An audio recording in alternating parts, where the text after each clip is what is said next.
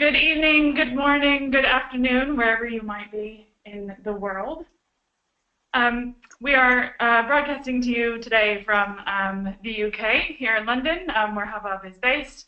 And we have our speakers, Bob Burdenski and John Barnhill, joining us from their locations in the US. There they are. John and Bob will be joining us in video when they are ready to start the presentation. But I just wanted to give a quick introduction to our speakers today. We have Bob Burdenski, who is a consultant with Robert Burdenski Annual Giving, and you will know him from his many conferences at CASE. He is a world-traveled, world-famous annual giving and regular giving consultant. I always enjoy hearing him speak, and I'm really looking forward to him leading this conversation today. John Barnhill is the Assistant Vice President at Elon University. He leads their advancement team and for 3 years has been running a very successful Giving Day platform, which we are all here today to learn more about and hear about John's success. I just want to say thank you to everybody for joining us today, no matter where you are. We do have somebody who's in Australia, which is really great to have people all over the world. Just a few key points for you to all know. We have a hashtag for today, so if any time throughout the presentation you would like to tweet us, to tweet the thoughts you're having about the webinar, to share things that you're finding out about today, please use that. It's in the bottom right-hand corner of your screen. It's hashtag Hubbub Webinar. We also have an opportunity for you to ask questions at any point. So we will have a Q&A in the last 20 minutes of this session. So please just put your questions in the questions tab. Make sure that you put them to everybody. And we will do that in the last 20 minutes of the presentation. This is probably the last that you'll hear from me for a while. I'll pop back in for the Q&A and to wrap things up today. And I just want to before we start, take a quick poll of our audience. So I'm going to launch the poll. You should be able to see it. And we just want to hear from our from our audience where your level is of giving days. And if you can fill that out, I see the numbers are increasing, and that's really great. So at the moment, they're changing all the time. So 25% of you are thinking about a giving day, 39% of you plan to do one this year, and 38% of you have integrated giving days into your programs already. So that's great. So I'm going to switch it over to John and to Bob, and I'll speak to you again in a little bit. Thanks, Kat. Hi, everybody. Let's see if I can get the video going. I think it's going. Wait a minute. Now no one can see me. Okay, great to be here and great to be with my friend John Barnhill. As Kat said, this is a 3-continent webinar. Hi to my friends in the UK. I recommend dinner and a nice glass of wine with this webinar. It makes it go down especially well. And the woman in Australia from the Australian National University, I hope, for goodness sake, she's getting the archived version of this. And isn't up at 2 o'clock in the morning or whenever it is, but great for everybody to be able to join us. If you haven't caught me before, I'd like to know how, because I am a busybody and a pollinating bee for all things annual giving. Here's my month coming up, and webinars are great fun, but if you can get out and come and say hi in person, by all means do so. I've got the Meeting of the Minds Conference in LA the first week in April, the Northeast Annual Giving Conference, which will be at Fordham in New York, March 14th and 15th. Good St. Patrick's Day trip there. And I'm chairing the Case Institute for Senior Annual Giving Professionals March 22nd down in Fort Lauderdale. I think my Hubbub friends are going to be at all 3 of those, and so come on out and see us in person. If none of those sound appealing to you, you're welcome to come join me in Mexico, where I'm going to be in 10 days at something called Congreso Case in Puebla, Mexico. This is me speaking there a couple of years ago. The 2 ladies in the back that look like they're sitting behind picture frames are actually translators, and that is something to really experience if you've not heard a talk in Spanish translation by a speaker who talks too fast. So you're welcome to come down and be part of that too. Okay, enough about that. Let's get on to the topic at hand, which is Giving Days and the experience at Elon. What made this particularly interesting as a conversation to me, and the reason I'm calling this Giving Day 2.0 overview, is, and the polling that we just did sort of bears this out, that Giving Day is not an unfamiliar idea anymore. And in fact, it sounds like almost 40% of the folks listening in are already doing one, and most everybody else is thinking about it or has scheduled one. And what I'm seeing quickly come over the hill here is the idea of what do we do beyond a first Giving Day. And once we equip ourselves to have a Giving Day, how do you make sure you maximize the results going forward? And so some of the questions we want to kick around today are, what do you do beyond that first Giving Day? What do you do about goal setting? And do you even set public goals? How do you define success? The balance of on-campus and off-campus is interesting to me. It's easy to put up street banners and have cupcakes and stuff on campus, but a lot of our Giving Day goals refer to online audiences and graduates maybe on the other side of the world. How do you balance those very different kinds of marketing? How do you use the whole day? How do you sustain all that energy, maybe beyond year one where it's a victory just to be having a Giving Day, right? And then we'll get into what I think Giving Day 3.0 might look like. My friends at Elon, it's no coincidence that they're in this conversation, because I've been impressed with Elon repeatedly over the years for their willingness to sort of push the envelope and try new stuff. A couple years ago, they sent out that key as a stewardship piece. It was an Elon key that was uncut, so you could take it to the hardware store and get it made for your front door if you wanted to. Was so successful that they had a deluge of people they had to send keys to, and they hadn't put enough thought into how do you mail keys out as a thank you, but first of its kind I'd never seen before. Back when annual giving videos were new, Elon put together this Real Alumni of Genius, which at the time was a spoof of a Bud Light commercial that was going on at the time. Got their three presidents, one current and two former, to buy into this idea. Was not formal, was not regimental in the way that videos were when they were new, but pushed the envelope with that as well.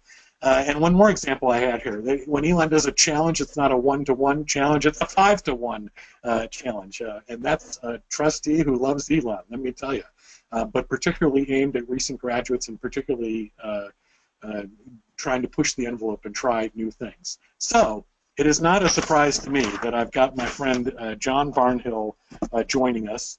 And we're going to walk through what has been the 3-year experience for Giving Days at Elon.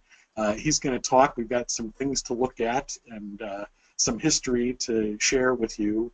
And I will jump in as we go and ask questions. Like Kat said, we're going to keep an eye on the chat room. If you've got a question that you want to get out as we go, we'll give it a try. We've also allowed about 20 minutes at the end for any itch that you want scratched in this conversation.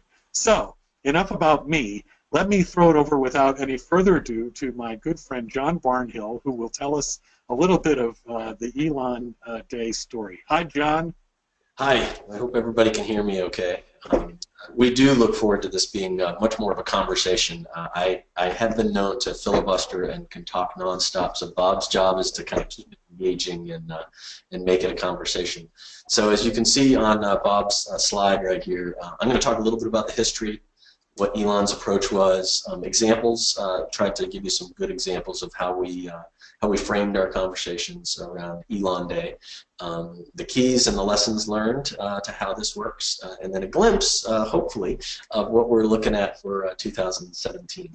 And then we'll have plenty of time for question and answer, but we're welcome to stop throughout it. So let's get right into the history. Next slide, Bob, please. Oops.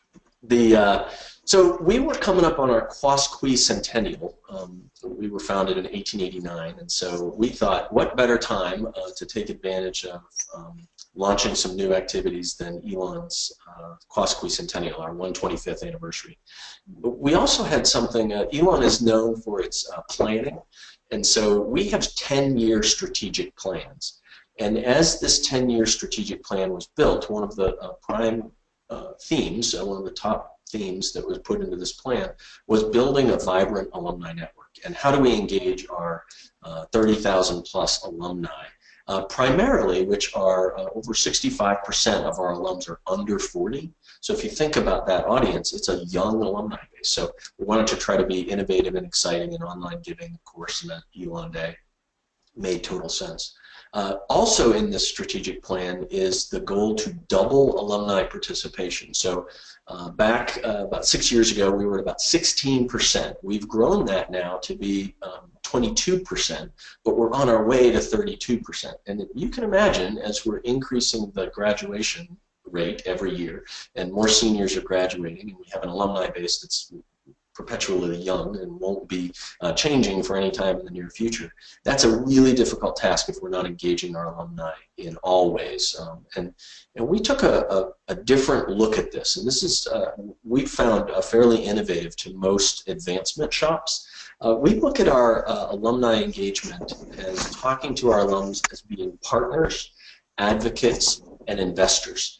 And if you think about that, many offices have an alumni office that's about friend raising.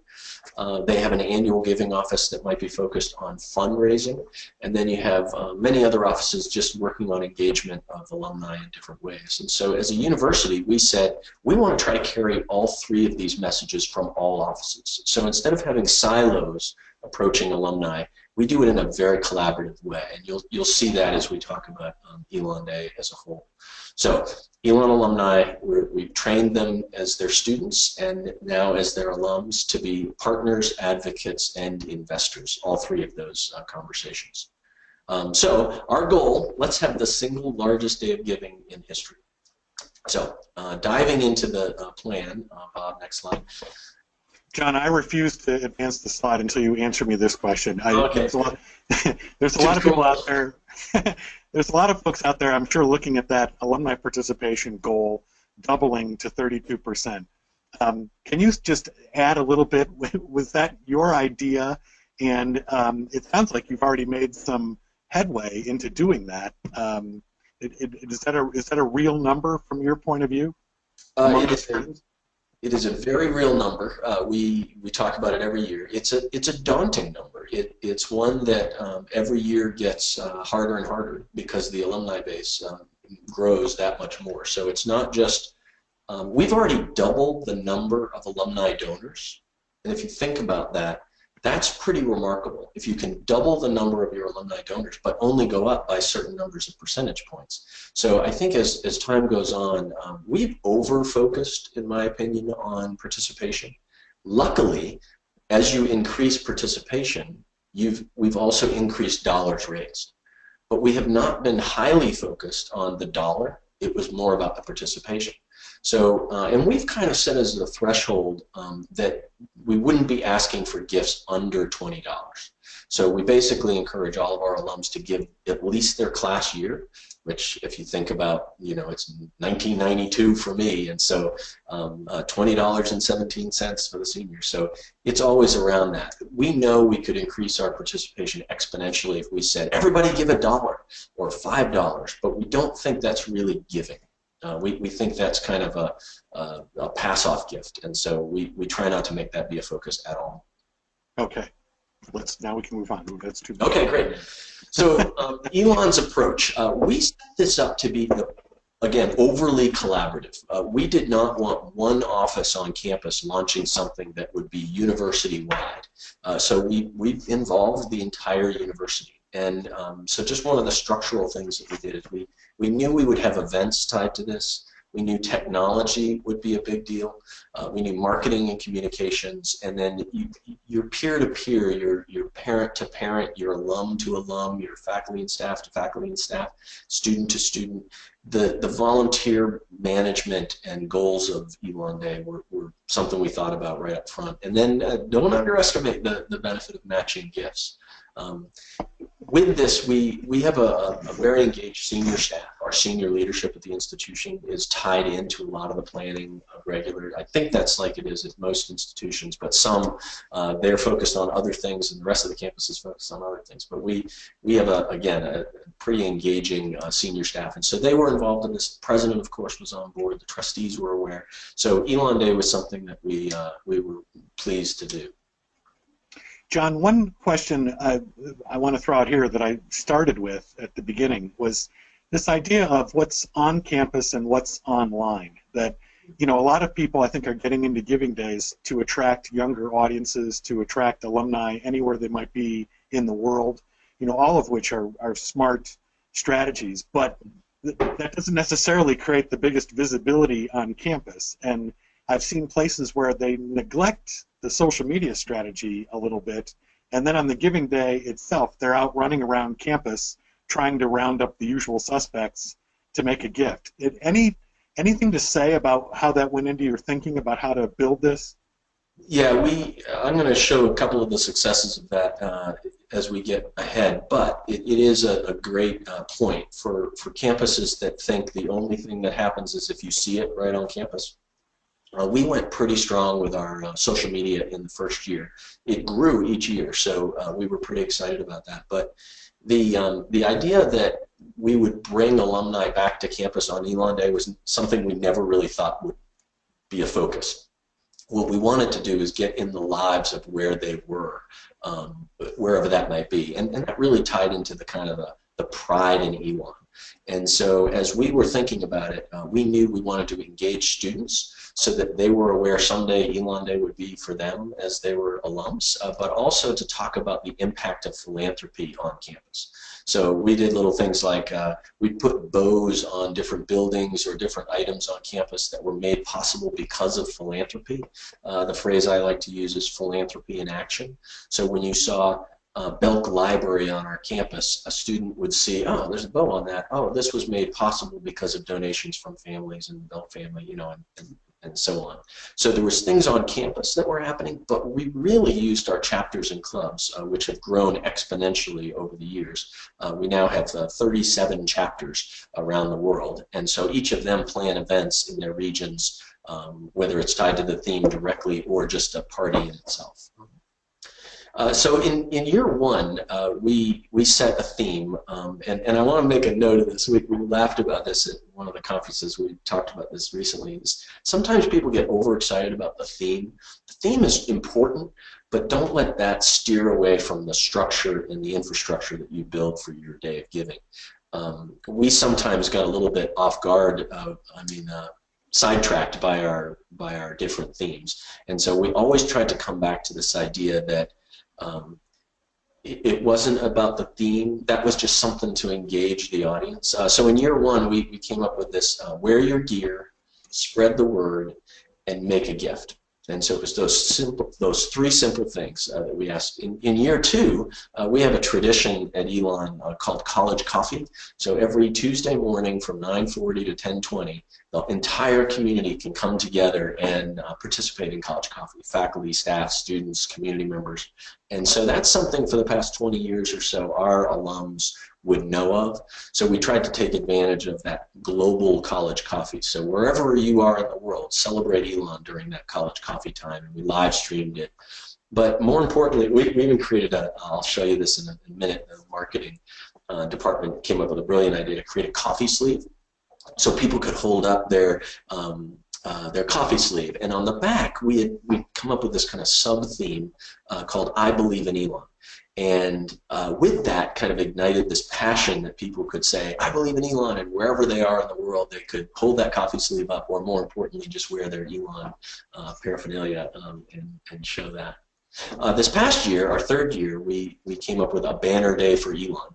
And again, that wasn't a theme that people necessarily could tie to overly directly, but we took full advantage of it. And you'll see that in our marketing in a minute.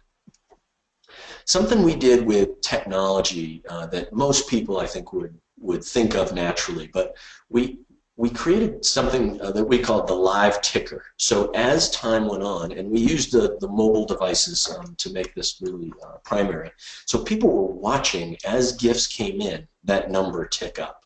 And that kind of live ticker really created some enthusiasm as the days went on.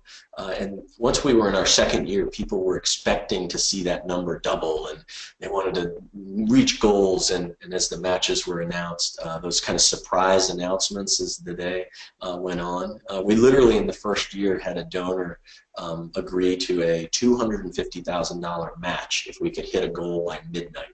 And we rolled that out, and all of a sudden, you know, things took off. And I know that for campuses that are like, we'll never get that kind of match.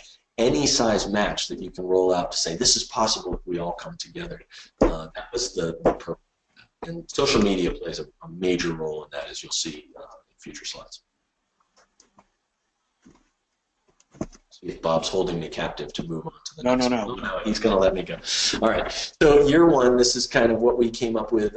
Again, we have an overly collaborative model. So the university communications area, who have the creative brains behind much of what you'll see graphically and on our website, worked right aside with our annual giving office, our alumni office, our Phoenix Club or our athletics office. We have an advancement communications team, parent engagement. So all these different departments come together as part of this model of a committee planning Elon Day. And so this was some of the great work that University Communications came up with.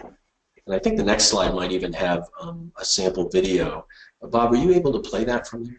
Let's give it a try. Okay, here we go, folks. I don't think the sound is coming through. I don't know how to... Uh-oh.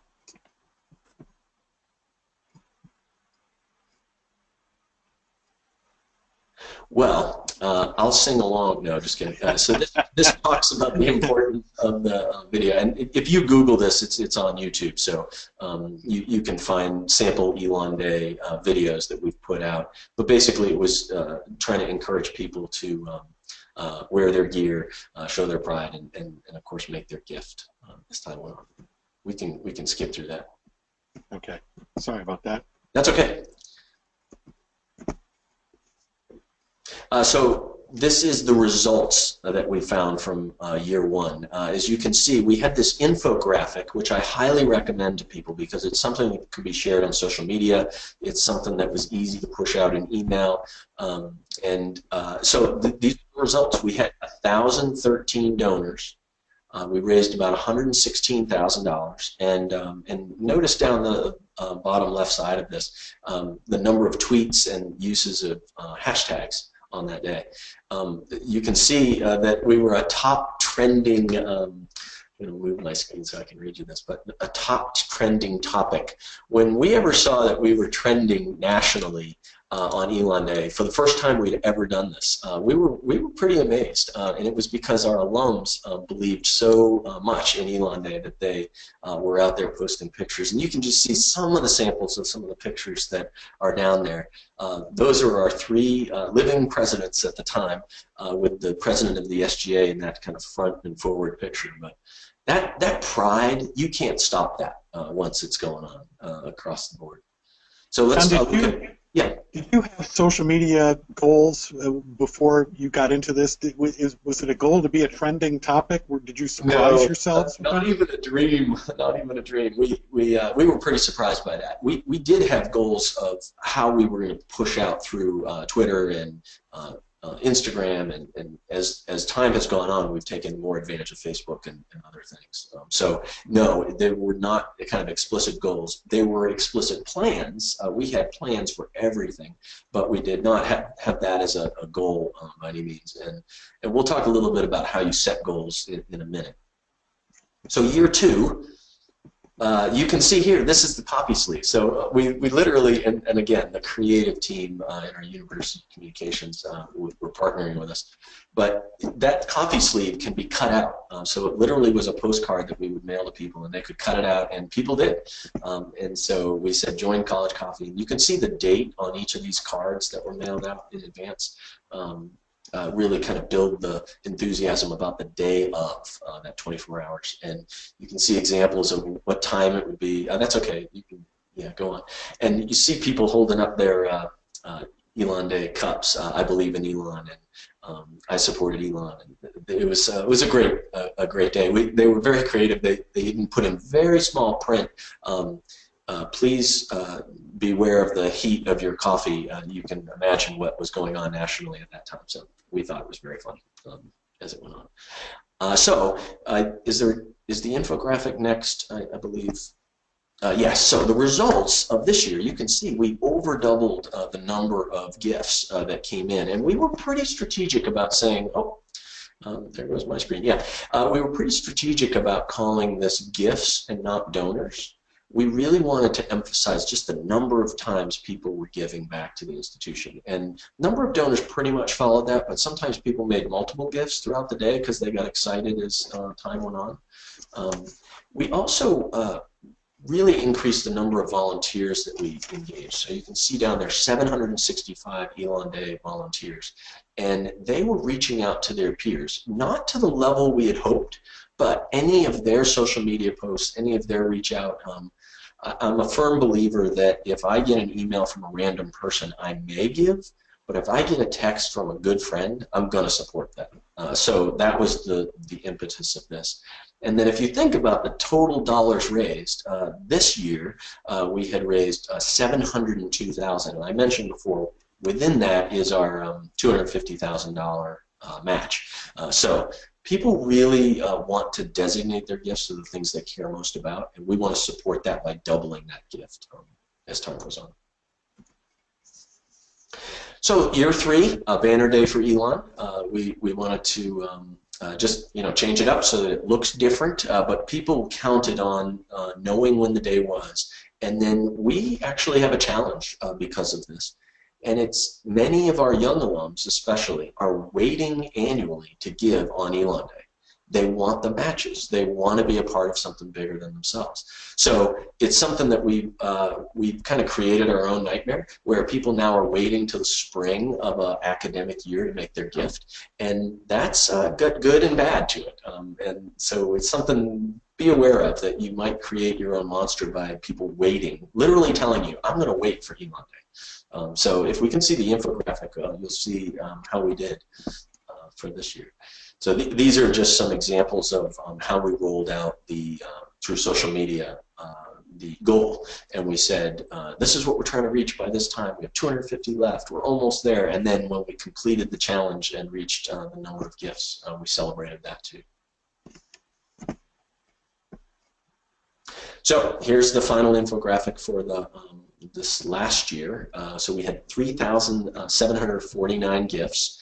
We raised over $955,000, and you can imagine what everybody wants the goal to be for next year. But we did 42 events around the world, one in London as well, and that was for Kat and Duncan so that they can go this year. But if you look at this, 70% of our gifts were $50 and under. Now, of course, everybody would like 70% of their gifts to be $50,000 and over, but if you think about the alumni and the parents that you're trying to engage just at this basic level of making an annual gift, this really helped us. 60% of those were alumni and 21% from parents, and then the other category. And then you can continue to see we had great results in our Elon Day mentions on social media, and trended nationally again. So we kind of now have as a staple, well, if you don't trend nationally, was it successful? So yeah, it's something for us to think about. Hey, John, the point about the trending national topic, to me that gets to a bigger discussion about the buy-in you get from your marketing team and your social media team. And I've been to my share of places where they're not always enthusiastic about fundraising. And sometimes view themselves, to be the buffer against fundraising. And this became, I'm assuming, a point of pride for your marketing folks and your social media folks about, can you say anything about that buy-in? Can that be assumed at Elon? Did you have to win anybody over to get all that collaboration? Yeah, well, I recognize we're pretty fortunate at Elon. Because this is a primary theme in the strategic plan, the entire university's got to be on board. It's the plan. It's where we're headed. How strong you go with things, that's always negotiated. And I wouldn't say that if we wanted to just say every post on social media was about giving, they would rightfully say that's not right.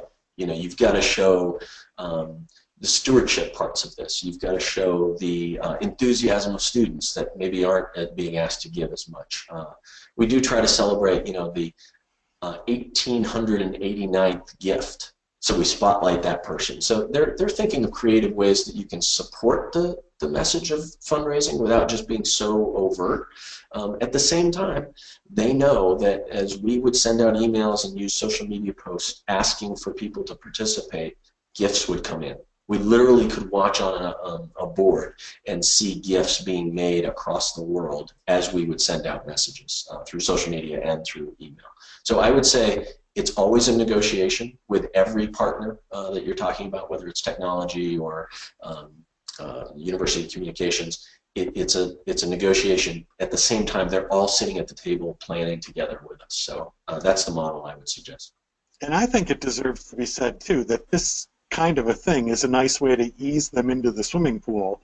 Yeah. For anybody listening in who knows exactly what we're talking about with that sort of ongoing negotiation, that this, I've seen light bulbs go on, in marketing offices where they realize that they can do fundraising in a way like this and make it a point of pride for themselves.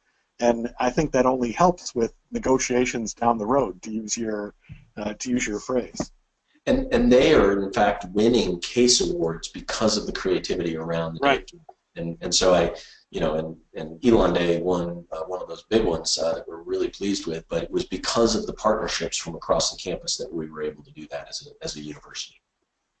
So here are my suggestions for tips for success, and then I'll tell you some lessons learned as well. But build a leadership team and have representatives. We have pretty much directors from all those different teams that I mentioned sitting at the table planning 6 months early, if not a full year early, for the next Elon Day.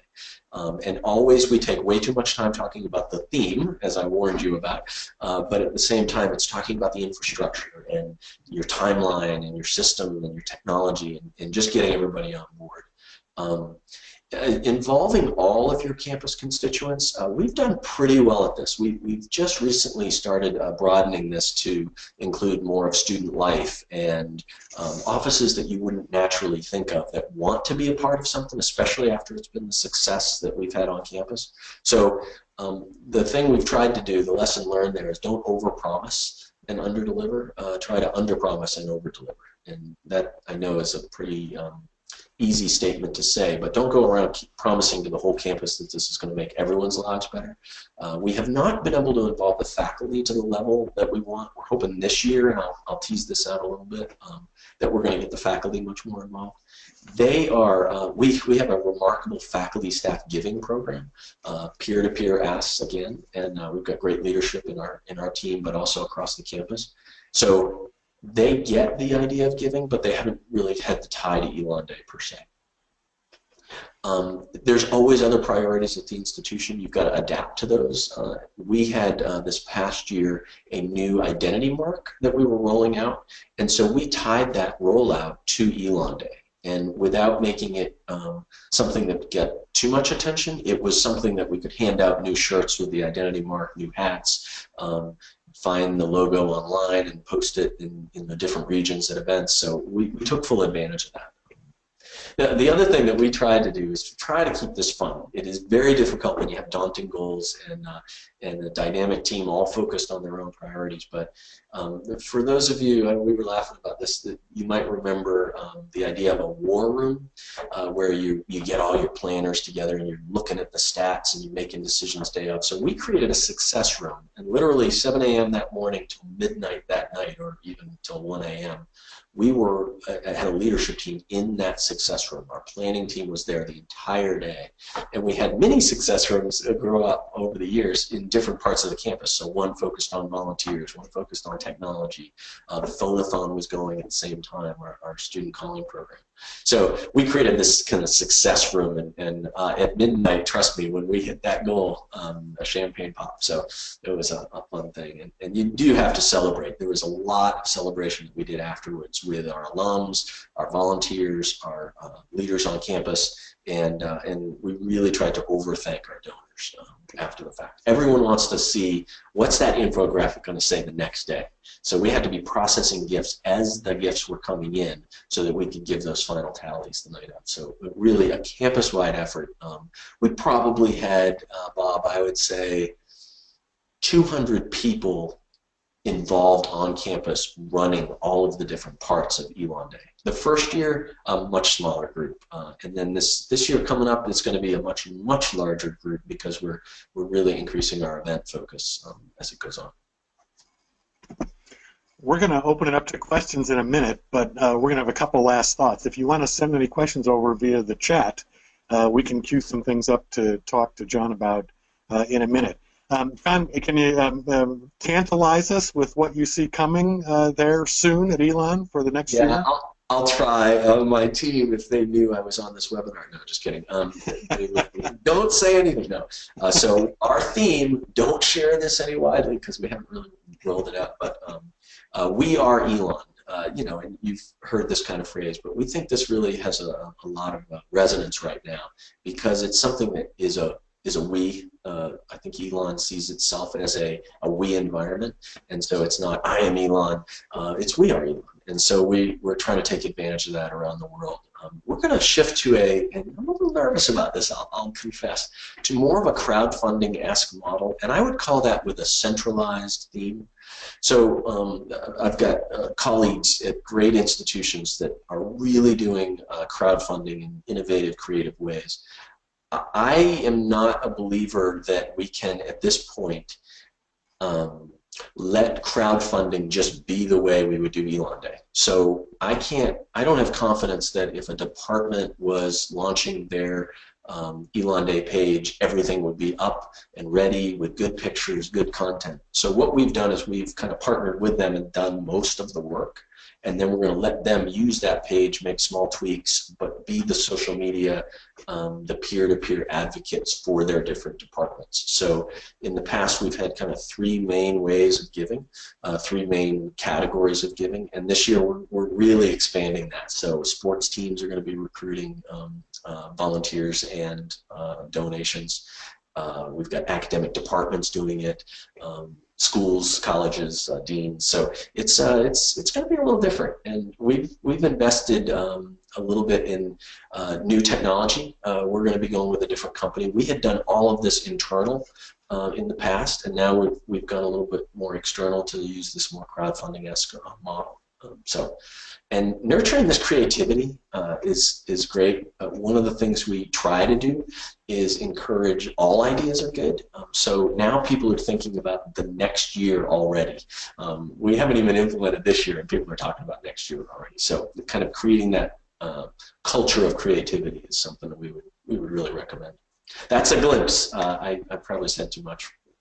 No, it's all good, and I'm going to throw it back to Kat for Q&A, but let me get the ball rolling with this question. Now that you have this 3-year perspective going on 4-year perspective, you know, we saw 1/3 of the folks listening in are still kind of putting their toe in the pool.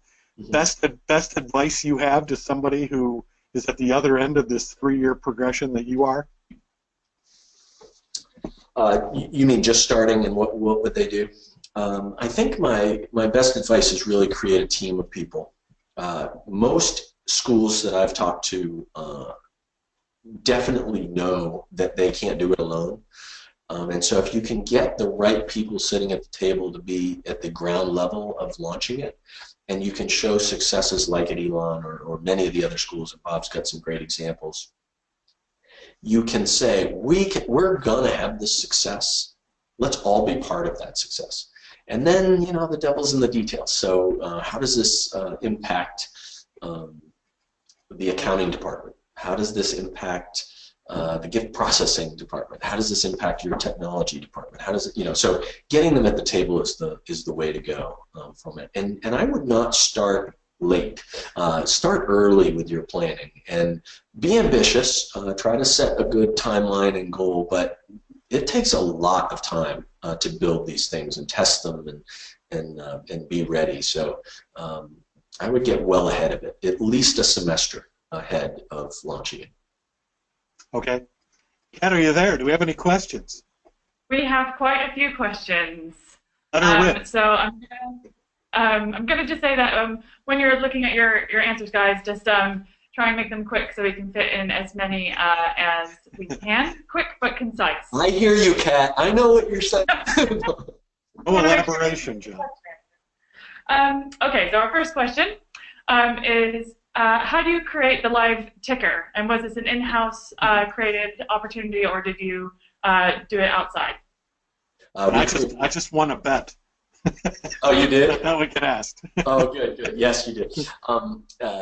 We definitely created everything for the first 3 years ourselves. So, and again, I'm not the technology expert, but we had someone there that could keep track of, as the gift was coming in through the system, that created a counter, and then that counter went up automatically on the website. I made that sound super easy, but people way smarter than I just figured that out. What we had to say, we had to articulate, what do we want our page to look like, and then get all the different teams together that could make that happen. There's a company that I can't remember the name of it now, but it's like a social media aggregator, and again, website people will be like, of course. But that was built into our page. So the aggregator was there, and then as images from our hashtag Elon Day were coming in, it would just populate on the website. Just like the ticker had its own infrastructure. We created a donor honor roll, so it was like a live, you know, you'd see the names going across, and people would take pictures of their TV screens or their computer screens of their name going by, put that on a Facebook page. So creating those pieces of technology on your actual site and making sure it's mobile friendly was key. That's definitely something you have to pay attention to. Tagboard is one of the aggregators you can use. Okay. It's not you like to know. Yeah. Okay, our next question is, how far in advance did you start promoting the day, for example, with your coffee club mail out? I would say don't go too early. A funny thing happened this year with our We Are Elon. We created a magnet that went inside of a flyer, and it went about a week earlier than we had planned. And we hadn't even had our website up. And you can't control the mail. We thought it would take at least a week for these things to hit. It took 3 days. We sent it bulk. So I would say the answer to the question is at least 2 weeks, so that people don't get the postcard after the day, but not before 2 weeks. So good luck hitting that window. We did not have luck this year. All right, we have a couple questions around what people can donate to, so your alumni and your networks, when they give on Elon Day. Is it something specific? Is it a general fund? Do they have an option? And how do you market that while you're promoting? One last thing about the last question. We used a lot of teasers, so we did just the date about 3 weeks out. So people just saw the date come across social media, and they were like, what is this about? And then as time went on, it became more clear. When you're launching your first one, you can be really creative. After the first one, people are kind of expecting it, so you can't use that element of surprise. We always allow people to designate to whatever they care most about. We have as our default our Elon's Greatest Needs, which is our unrestricted fund. But when we did our matches, and this is really important, people want the match to follow their gift. it's nice if they can have the gift go to where the donor wants, but really if the donor allows the money to be flexible, people want their gift doubled. So if I give to the School of Communications, I want that doubled. I don't want something else on campus to get my gift, or basically the match. So I would allow everyone to give to what they care most about. If you want your day of giving to be just about one fund, make that really clear. It's about scholarships, and that's what we're doing this year, and I think people would get behind that too. Great. And I'd agree with that too, Kat. You know, I think the reason these things work is what I like to call positive urgency, that you get people's attention and really notice you in a way that they might not notice you any other day. And so any other logs I can take out of the road, you know, in terms of giving to whatever I want to give to, I would vote for that. Great. Another question here about how you might integrate, or do you integrate Elon Day into other communications and other appeals, direct mail, telephone campaigns within your program? So now, you know, when you're in your third or fourth year, people are, again, counting on it. So we always do ours right around the first week in March. And so at this point, we kind of clear the decks for Elon Day. Elon Day has become, again, the largest day of giving. It's the most successful thing we do the whole year. It increases our alumni participation points by 6% in one day. So that has cleared the decks for us. We tried, again, January has just, you know, hit, so everybody's tired from our year-end giving push. Sorry, calendar year-end giving push. We do a lot of stewardship in January. February is priming the pump for the first part of Elon Day, and then we do the big chase after Elon Day. Who did we not get? And then part of the problem is we're so successful with Elon Day that if you didn't give on Elon Day, you missed. You were under a rock, you know. And so we have trouble shaking the tree even harder as time goes on. But I guess my best recommendation there is to make your day of giving be the big focus, and don't distract yourself with other things. Let those other things carry on their own in the summer, October, you know, keep other creative ideas away from it. We have a problem where everybody wants to take a good idea and add it to Elon Day. And we're trying to keep Elon Day be pretty pure so that it doesn't confuse our donors. And I would just add to that too, for people starting a giving day, there's often a temptation to make it part of homecoming or Founders Day, you know, and allow it to sort of develop its own rhythm and its own momentum, I think, because assume that it's going to catch on with people, and you don't need to have to be thinking about a bunch of other things around that day. It's going to get its own momentum and its own energy. There's a question here about volunteers, because you recruited a lot of them. So Yeah. How did you recruit so many of them, and what were their roles? There was a slide actually back. Bob, do you mind going back? I think it's 2 slides. I can try. The one that says... Not them. Oh, there, yeah. Sorry, next one. This one. No, No, the one with all the volunteers. I got it. Not that one. It was the second to last slide, I think. But anyway, we asked our volunteers to be really simple about it. And basically it was give one, which is we want our volunteers to commit to being at least one donor. So the more volunteers you have, the more donors you have lined up. Get 2, which is critical. We have done this in many different ways. You know, if you ask a volunteer to get 10 gifts, they're pretty overwhelmed by that. If you ask them to get 2 gifts, they're thinking, yeah, I can do that. I can get 2 friends to give on Elon Day. And we have a live donor honor roll, so we're able to say, look on the donor honor roll. If you don't see a friend's name, ask them to give. So we're not kind of over-harassing our current donors. And then the last part of that is inspire many. We ask our volunteers to really be vocal on social media. I gave, will you? You know, join me in giving as well. And so that's something we've done well. Recruiting is tough because we recruit pretty widely. And now that we're in our 4th year this year, we're reaching out for these champions saying, hey, you were an Elon Day donor in the past, will you do it again? And most of those were new. But at the same time, we're always trying to get new people. We do double dip, so if somebody's on the Elon alumni board, they can be a volunteer as well. There it is. This one? Down there, you can see that. Give one, get two, and inspire many. So that kind of marketing message has gone out pretty widely to our alums. So I think we'll look at taking 5 more questions just to give you an idea of time. Okay. So the next one we have is, do you see any value in a giving day lasting longer than 24 hours? Yes. And I will let you all in an intimate secret, but we do a little bit of advanced marketing to donors, especially donors that have given in past years, where we say, we're going to try to hit this early benchmark. By college coffee, we want to do this. So we go to all of our existing volunteers in whatever role they might be, and we ask them to do a gift that will count by 10 o'clock that morning so that we can come into the day really strong. So that's a little beyond the day of giving, the 24 hours, but it's really all tied to that momentous day. I think anything longer than a couple of days, a 48-hour, 72-hour, something like that, you lose people. The urgency isn't there. So we've found a lot of success, especially if you can build a lot of enthusiasm up for it, so people are counting on it. Again, with Elon Day, you really have to be unplugged completely not to know it's Elon Day. You know, and Giving Day started really as a giving month at some places.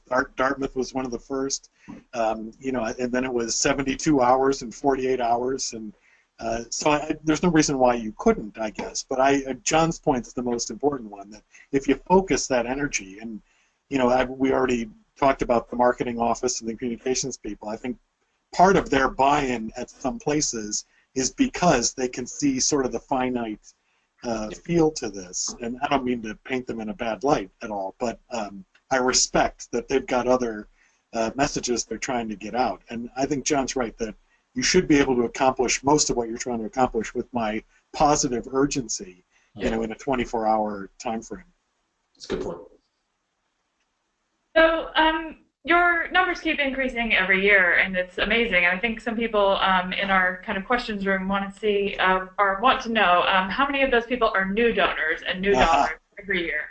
Oh gosh, I should have anticipated this. We are retaining a good amount, but because a lot of our alums are young, they're brand new donors. So I can probably answer that in a follow-up email with exact numbers, but my memory is 40%. Well, I don't want to guess. A good number of them are returning. Again, we're increasing our giving from parents, and they're only with us for 4 years, so a lot of those won't be renewals. But our alumni, I would say a good third are renewed, and then the rest are either just lapsed, like they might be 1 year Cybons, but in many cases we're getting brand new donors, which is great. That's great. So to turn that question around a little bit, John, there might be people listening in who have talked themselves out of a giving day because it seems like just kind of a flash in the pan. Can you talk a little bit about the thought you put into stewardship, or how you kind of grab these people and try and convert them into more ongoing donors? Yeah, so we, again, have a pretty robust follow-up plan. I didn't talk a lot about it, but so say you gave to the School of Education because you're an education major and you really want to see the impact of that. We have follow-up mechanisms now, and even this year we're going to try some little thank videos, and those videos are going to go out with a message from a student or a faculty or a staff member or a dean talking about the impact of their gifts to the school, or to the department, or to the sports team, or to the, so we've done that with letters, we've done that with postcards, we've done that with thank you phone calls the month after. So we've just really tried to do a good job of stewarding those donors. We do that throughout the year, but because Elon Day is such a momentous day, we can brand that for an Elon Day thank you. It's critical. You've got to steward those donors or they won't come back. And because it's all on one day, you can almost schedule what that follow-up calendar looks like more than you could who got called in the phone-a-thon tonight or something like that, right? Yeah, as you're going into this though, you've got to plan for that. Takes a lot of time, and so if you're planning to have a successful Elon Day or a day of giving, and you know that takes a lot of work. So to add in the thanking, that sometimes gets put aside, and we've now built it into the structure of our planning. Just a quick question here about how big is your team, your annual giving team? So I won't answer it that way. So again, I talked about partners, advocates, and investors. So our alumni team are as invested and as involved in Elon Day as our annual giving team. And our advancement services team is as engaged in that. So the quick answer is about 20 people within kind of our team is what I would say. Annual giving has 6, but again, they're focused on reunions and a lot of other things. Our alumni engagement team has 9. We do have an innovative model in our alumni team. Back when I was just coming back to Elon in this role, I thought about how do you have an alumni engagement office that doesn't have alumni engagement officers. And so we created an alumni engagement officer, and their primary purpose is to engage alums as partners, advocates, and investors. So we have alumni staff out on the road asking people for money. That's different than a lot of different models. But imagine an admissions office without admissions officers. So that was the model we built, and we've had some real success with it. I remember hearing you speak about your Giving Day when we were on the road in the summer, and that was the one thing that I left a little bit jealous about how collaborative your university was. But I was also really inspired at the same time, and more inspired than I was jealous to go back to my own university at the time and to kind of carry the flame that I had inside of me from hearing about you talk about Elon and your success. And I think it's a really great model that you followed. And that collaboration is so great. It takes a lot of time, but everyone benefits. It's win-win. So I think, but it does take more time. It's a lot easier to just work alone, but I don't think you have that level of success without it. So I appreciate that, Kat. So I don't want people to think that we won't get to your questions. And what we're going to do is we're going to take these questions and we will put them to our presenters, and they'll get some time to answer them, and we'll send them back out to all of you. So don't fret that we haven't got to your question and it won't be answered. It will in time. So I just wanted to wrap up, if that's okay. Thank you so much to our speakers, to John and to Bob. We can't really give you a round of applause. I will give you one on behalf of everybody else. But thank you to our audience for joining us. I hope that you found that informational and inspiring to go back to your own institutions, to look at how you do giving days, to try something new and to improve on something, or just to give it a go. If you've never done one before, it can happen, and it can start small and it can grow to be big. We will be sending you out an email tomorrow just to wrap everything up, to give you the presentation slides, to ask you to fill out a quick survey about our webinar today to help us to make it better the next time around that we do a webinar. And that should be coming tomorrow. But thank you so much for joining us today. We have recorded this webinar, and it will be available, and we will send out that link. Goodbye to our presenters, and thank you so much for joining us. Thank you. Bye, everybody.